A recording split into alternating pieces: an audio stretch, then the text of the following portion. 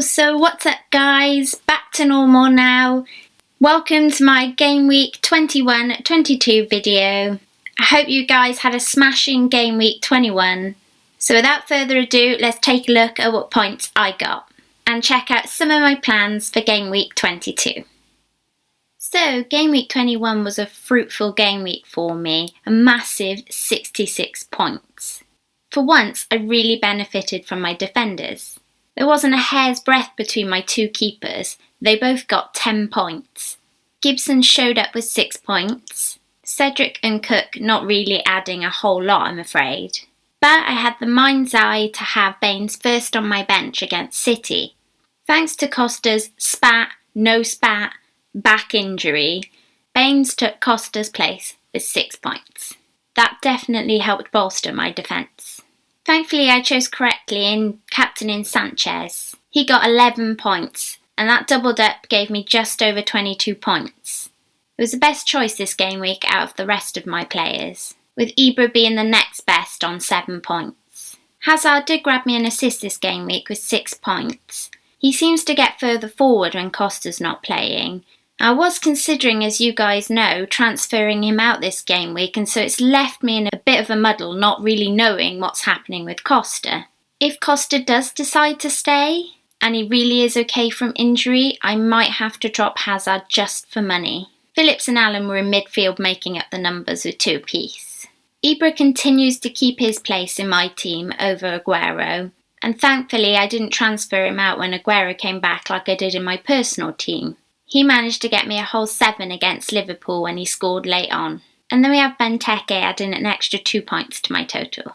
The only thing I could have done differently and slightly better would have been to have Matic in instead of Allen or Phillips, but that only really would have given me an extra 1 point. And so all in all, a pretty good week and well above average. So this is how my Game Week 22 is initially shaping up. And to be honest, I've lost the plot a little bit on what to do this game week. I do have 2 changes available to me, but I'm just really not sure whether to use them or not. I am very aware that not having any Liverpool players or any Spurs players is really hurting my team, but I'm at a bit of a loss on how to sneak them in. So barring any transfers, this is how I've lined up the team. I'm almost sure I will keep Valdez in against West Ham, with my other option being Hayton against Arsenal.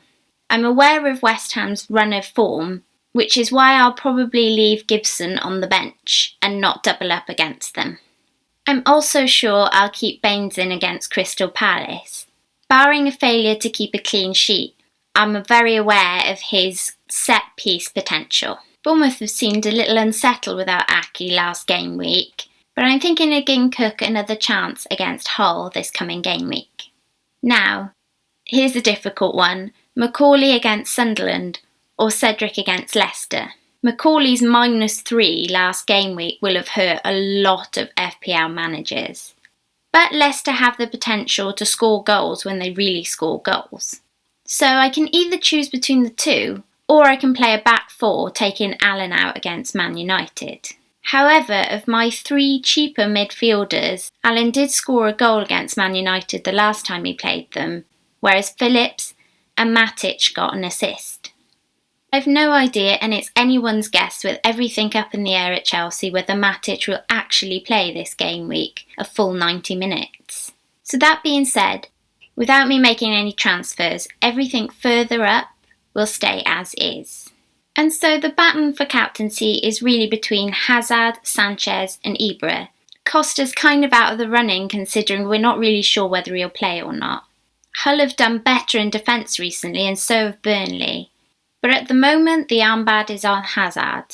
As I say, with Costa out of the picture, he has a chance to push further forward.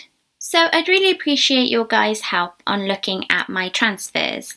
Here is how my team currently lines up and their prices. Since I sold him to get Costa back, Kane has scored a massive amount of points and has definitely not helped me against some of my opponents. And since I don't have a Tottenham player anywhere else on my team, in defence or in midfield, having Kane up front could prove useful. In order to get Kane back in, without touching the midfield, I'd have to sell Benteke. And although his run of form recently in the Premier League hasn't been too great, he did score a few goals midweek. It's making it a tough decision. However, Rondon does have a great run of fixtures coming up. Just look at all those greens. Also, investing in Kane does mean that if Costa does start playing again and does hit a good run of form, I'll always have the money tied up in Kane to downgrade back to Costa.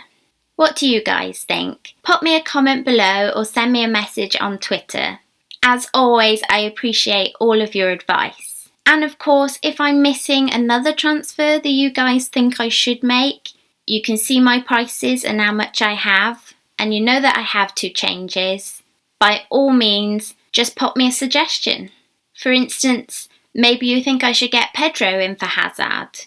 Or maybe you think I should keep Costa and downgrade Hazard to a Tottenham midfielder.